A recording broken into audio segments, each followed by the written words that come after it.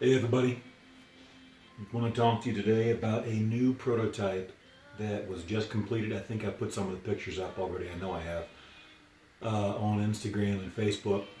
But first chance to kind of go through all the features and show you what's going on. Pretty excited about this one. This is a very fun yet useful, practical knife. This is the B.U.S.H knife.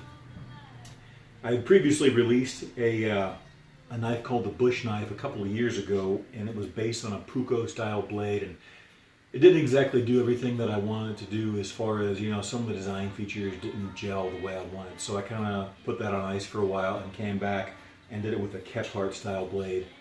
Very, very pleased with this. Very slick. This also, in my opinion, represents a very good value for the money and what you're getting and everything else. So a lot of machining and other stuff goes into this, along with gun coating and so forth. But very pleased with how it came out. So let's get right into this. I don't use a lot of carbon steel. I prefer stainless, but a lot of guys, especially for bushcraft knives, want carbon steel. Okay, no problem.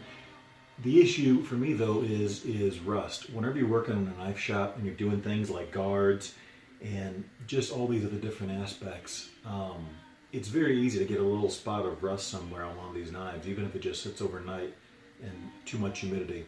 And then you got to figure out how to clean it up without messing anything else up. So like, to give you an example, if the guard face is done and it's already polished and you get a little rust spot right there, you may or may not be able to get that out without somehow messing up the guard face. And then guess what? Now you got to refinish the guard face. And that process usually winds up messing up the blade, and you get on this merry-go-round of repairing stuff, and it's like, there's not that much spread in a $400 or $500 knife to refinish it 4 times and still make a profit. So you got to find ways to obviate that issue, and to me, one of those ways is the gun coat. This prevents corrosion in the field as well, and also gives you a really cool appearance. Like, this is OD green gun coat with the black cord wrap on this hollow handle, and man, really, really pleased with how this came out. It's got a matching OD green Kydex sheath. We'll get into that in a minute. But we got this sculpted guard here. So the idea with this is this gives you a number of grips that are possible now with this, as opposed to just having a straight round tube for a handle. So we have these little slots that are machined in there. This gives you not a little bit of traction, but it helps you to orient the blade and index it. So I know if my thumb is on those slots, the edge is on this side over here without even having to look or whatever else. Now, this guard is not symmetrical, it's asymmetrical, so you could simply do it that way. But this gives you a quick way without having to move it in your hand if you're, using this in low light, or let's say you get something in your eyes, or you're just doing something by feel. There's a machined recess for the cord to go into, so it will not creep forward or slide off the end. And one of the things I was very, very pleased with this, and I'm going to be able to incorporate this into other models at some point, is the machine guard, and it's sculpted. This gives it the appearance and the feel of a little more traditional hidden tang knife where you have a sculpted guard. The reason this is important is, a flat guard is not uncomfortable, but a sculpted guard is more comfortable. You can slide your thumb into that, you slide your index finger up in there, and it just gives you a little bit more comfort and, pride of ownership, because you can tell more work went into that when you look at this than just a flat slab of guard. So, a lot of check boxes are ticked off there for some people. Now we take the cap off. This particular model is going to just come standard with the compass. That seems to be what everybody likes. So you got to give the people what they want. So no problem, that works out. And I do check all these compasses before I send them out. They work. If one of them ever fails, you can either send it back and I'll remove it and put a new one in, or you can do it yourself, whatever. The only thing I'll say about coatings, as much as I love gun coat and other stuff, is, especially in combination with Kydex, there's always a chance they're going to get scratched or whatever else in the sheath. So just know that if you have a Kydex sheath and a coated blade, sooner or later you're going to get a scratch. Now when they leave here, I make sure that they haven't, they fit right and everything else. But just saying, that's the nature of the beast. So very pleased with this OD green though. This looks just beautiful. All right, as far as retention on these, I've actually took the belt loop off. It's sitting over there drying with the finish on it. Hang on. Be right back.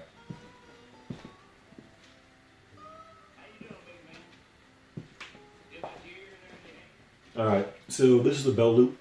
We've got a leather belt loop that attaches on here so you can carry it. I didn't add a retention strap because these have pretty good retention on their own. So that goes in there.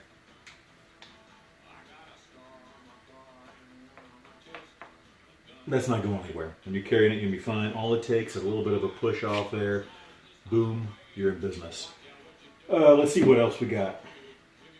We have the ferrule rod. Now this is an additional accessory, an option, but we got a ferrule rod that loops on here. Take this out, and it is finished to match. This particular OD green gun coat is not a perfect match for the knife, but it's very close. And we got a nice thick ferrule rod in there, so you got plenty of life left in that fire steel. So that's pretty much it. Not going to drag this out, but just want to do a quick video going off on what this is all about. This particular one, I'm starting all these off in 1095 because the guys in the bushcraft crowd tend to prefer, carbon steel. I will say, as much as I love stainless, carbon is significantly easier to sharpen, and there are a couple of other advantages depending on what you're doing. That being said, at some point I may be able to do these in stainless, like AEBL or something like that if there's the demand. These are 1/8 inch blades. These are hollow ground. These are designed to be slicers. You don't go beating on these, not because they're a hollow handle. It's not going to break, guys, in there.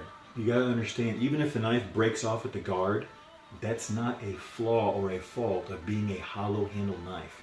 If it breaks off in front of the guard, that's simply because everything below the guard is supported by steel and aluminum, just like on a traditional hidden tang knife.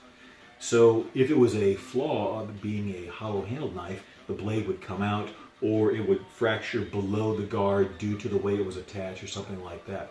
But if you were to take this out and baton on it right away and somehow snap it right there at the plunge line, which is probably where it would break, that's not because it's a hollow handle knife.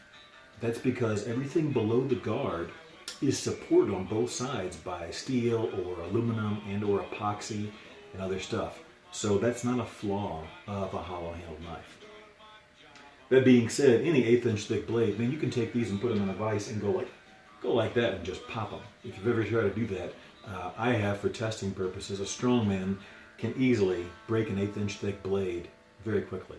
So if you were going to do like light batoning to split stuff like pencil thickness or maybe even like thumb thickness, maybe a little bit bigger, if you were very gentle, I wouldn't really worry about that. But if you start beating on this or especially prying on it, you're going to have problems.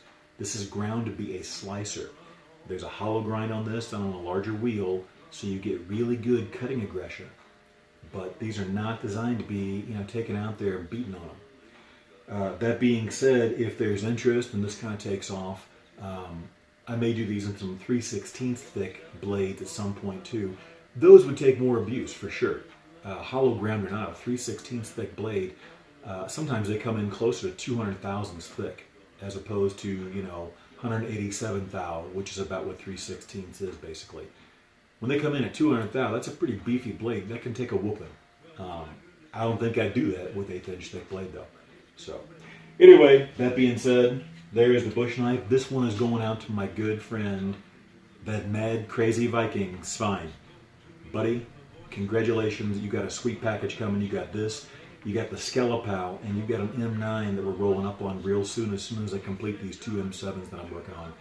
Thank you very much for your support, and I wish you many, many good years of happy ownership and use with these. Take them out, beat them up. When they're ready, ship them back. I'll recoat them and refinish them, get you back to new. But, yeah, there we go. That's the bush knife, folks. Thanks for your support.